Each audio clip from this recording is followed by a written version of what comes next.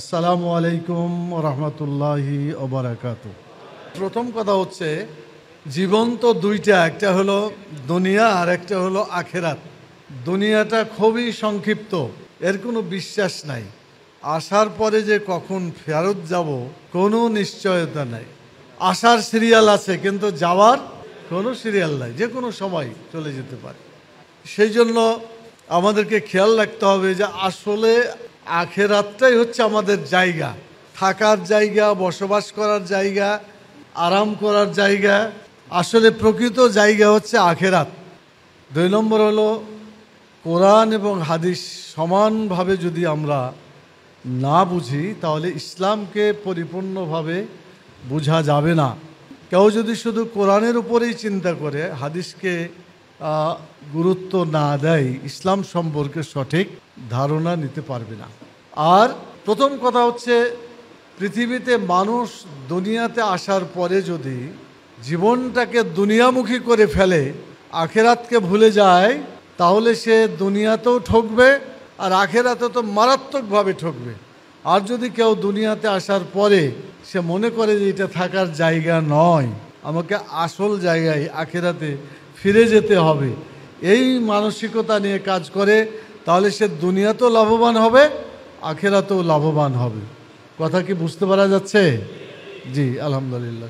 কোরআন মাজিদের যে আয়াত, রব্বানা আতিনা ফিদ দুনিয়া হাসানা অফিল আখেরাতে হাসানা ওয়াকিনা আযাবান্নার, আল্লাহ দুনিয়ার কল্যাণ দাও, আখেরাতের কল্যাণ দাও, আর জাহান্নামের আগুন থেকে রক্ষা করো। এই দোয়াটা দিনে কতবার পড়ি আমরা? দুনিয়ার সব কল্যাণ আল্লাহর কাছে চাইলাম, আখেরাতের সব কল্যাণ চাইলাম, এর চাইতে মজবুত দোয়া আর হয় না। এই জন্য এই দোয়াটা হাদিসেও আছে, আপনারাও পড়ছেন, পড়বেন ইনশাআল্লাহ, বলবেন বালতু সেরুন আল হায়াত দুনিয়া আল আখেরাত খাইরু। এটা হলো সূরা আলার 16 এবং 17 নম্বর আয়াত। মানে তোমরা দুনিয়াতে গুরুত্ব দিচ্ছ, কিন্তু আসলে তো দুনিয়াটা থাকবে না, দুনিয়ার কোনো কাজই তোমার কাজে লাগবে না, আখেরাতটাই স্থায়ী এবং সেখানে আমাকে থাকতে হবে, ওটাই আমার বাড়ি। সূরা কাসাসের 77 নম্বর আয়াত, আল্লাহ তাআলা বলছেন অবতাগে ফিমা আতাকাল্লাহ দারাল আখিরা, তোমাকে যে টাকা পয়সা দিয়েছি তা দিয়ে তুমি আখিরাতের বাড়ি বানাও। আমরা কোন বাড়ি বানাই? খালি দুনিয়ার বাড়ি, সবাই একটা একটা করে বাড়ির টার্গেট আছে। হ্যাঁ, তো আল্লাহ কোন বাড়ি বানাইতে বললেন? আখেরাতের বাড়ি। মানে কোন সূরা? সূরা কাসাস কত নম্বর? 77 নম্বর। তোমাদেরকে যা দেওয়া হয়েছে তা দিয়ে তোমরা কি বানাও? আখেরাতের ঘর বানাও। পারবেন বানাইতে ইনশাআল্লাহ? ভুল হবে না তো? নাহলে আফসোস করবেন পরে। এরপরে গাররাতহুমুল হায়াতুদ দুনিয়া, সূরা আরাফের 51 নম্বর আয়াত।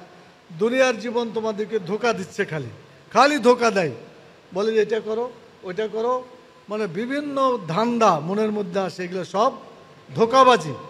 এই ধোঁকাবাজি তোমাদেরকে করছে দুনিয়াতে, সেটা আল্লাহ বলে দিয়েছেন। এরপরে হয়েছে সূরা নাহালের 12 নম্বর, ফাল্লাযীনা লা ইউমিনুনা বিল আখিরাতি কুলুবুহুম মুনকিরাতুন ওয়া হুম মুস্তাকবিরুন, যারা আখেরাতের চিন্তা করে না, আখেরাতের প্রতি যাদের ঈমান নাই, তাদের অন্তরটা একেবারে কঠিন হয়ে যায়, বুঝলেন? এমন কঠিন হয় এবং তারা নিজেরা অহংকারী হয়ে যায়। যারা আখেরাতের ভয় করে তারা নরম হয়, যারা ভয় করে না তারা কঠোর হয়। তো আপনারা কঠোর হবেন না নরম হবেন? নরম হইতে হবে, তাহলে আল্লাহ আপনাদের সাথে নরম ব্যবহার করবে। আপনি কঠোর হবেন, তা আল্লাহর কাছে তার চাইতেও বেশি কঠোরতা আছে, কঠিন অবস্থা হবে সেদিন।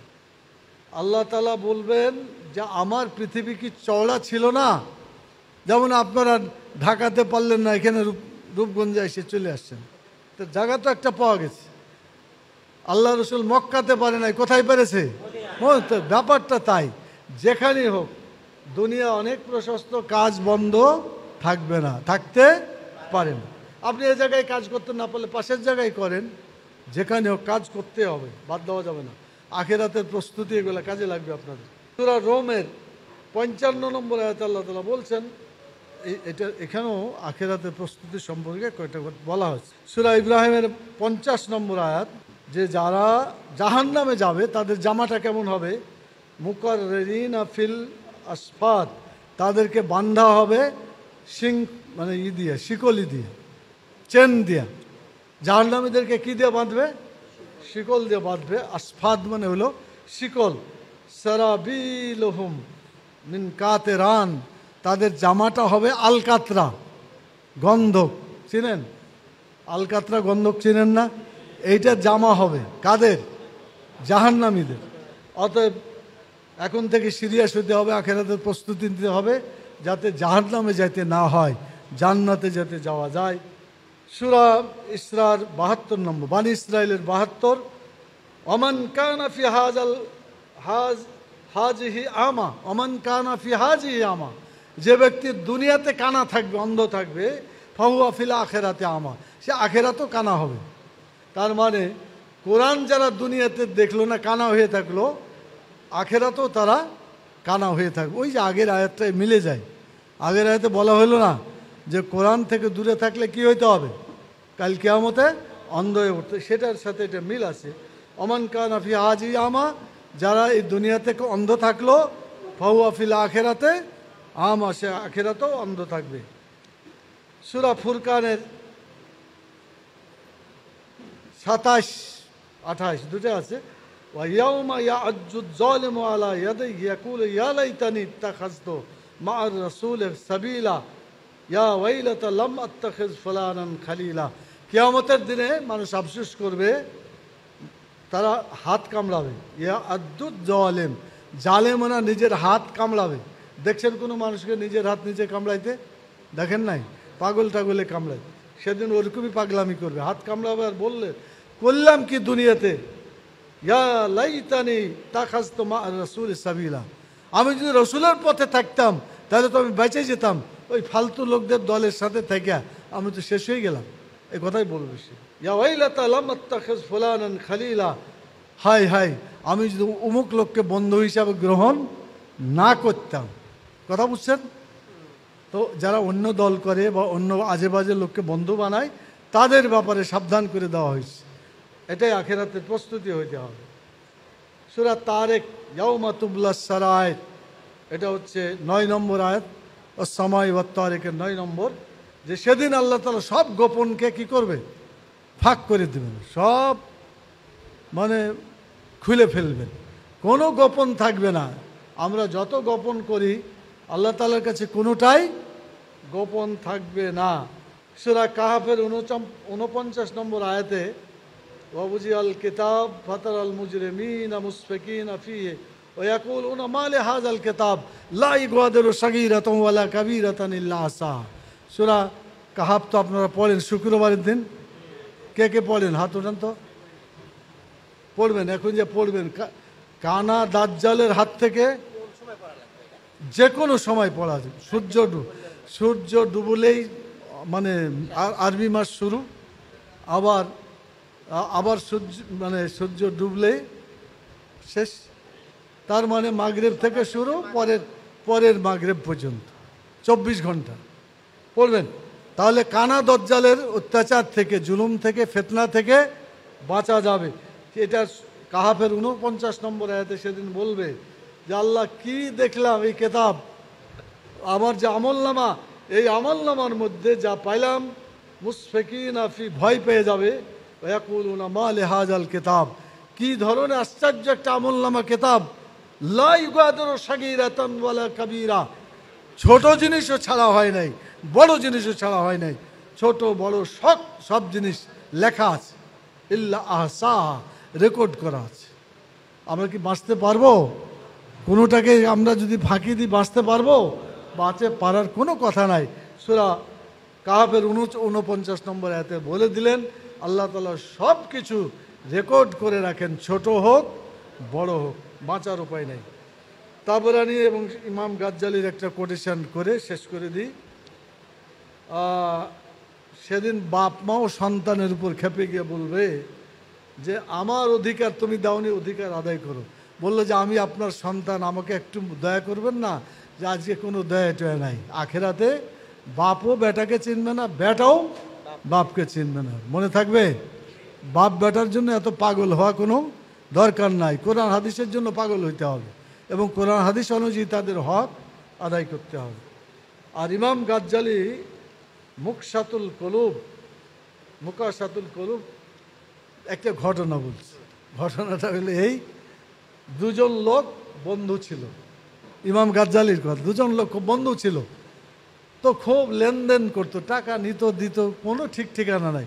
এখন মরার পরে এখন তো দেখছে বেকায়দা, ও বলছে আমি তোমার কাছে এটা পাই, ও বলছে এটা পাই, এই পাওনা দাওনা করতে একজন ঠেকে গেল, তার কাছে আর কিচ্ছু নাই, আর দিতে পারছে না। তারপরে বলছে যে আল্লাহ, ওর কাছে আমি এটা পাই, দিয়ে দিতে বলেন। তো বলছে, আল্লাহ বলছে যে ওর কাছে নাই, কি পাবি তুই, কিছু তো পাওয়া যাবে না। তো দুইজনকে বলবে যে উপরের দিকে তাকাও, তাকাইতে দেখা যাবে যে সেখানে জান্নাতের একটা বিল্ডিং, এবং এত আকর্ষণীয় বর্ণনা করছেন উনি, কল্পনাই করা যায় না। তো ওই দুজনই খুব আগ্রহী যে ওই বিল্ডিংয়ে যাওয়া যায় কি না। তো যে লোক কিছু পাবে, মাফ করতে চাই না, তো সে বলল যে আল্লাহ, ওই ঘরে যাওয়া যায় না। তো বলছে না, এটা দাম দিতে হবে। তো বলে আমার তো কিছু নাই। তো বলছে না, তোমার কাছে আছে, সেটা হলো তোমার ভাইকে যদি তুমি মাফ করে দাও তাহলে ওই জান্নাতে তুমি ঢুকতে পারবে। তো বলছে দিলাম মাফ করে। তো বলছে দুই ভাই মিলে হাত ধরে জান্নাতে চলে যাও। এটা উনি একটা ওনার কেতাবে লিখছেন। তো শুকরিয়া আপনাদের কাছে। আমি কি কাজে লাগবে তো ইনশাল্লাহ। আমরা 2024 সালে আপনাদেরকে শপথপ্রাপ্ত আন্দোলনের সিপাহসালার হিসেবে দেখতে চাই। পারবেন ইনশাল্লাহ?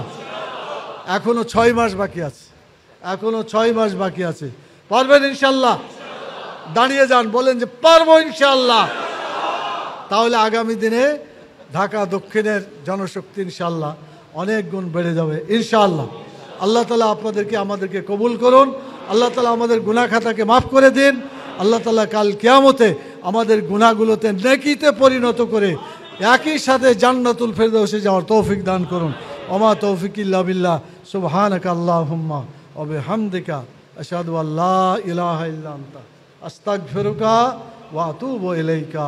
আসসালামু আলাইকুম ওয়া রাহমাতুল্লাহি ওয়া বারাকাতুহু।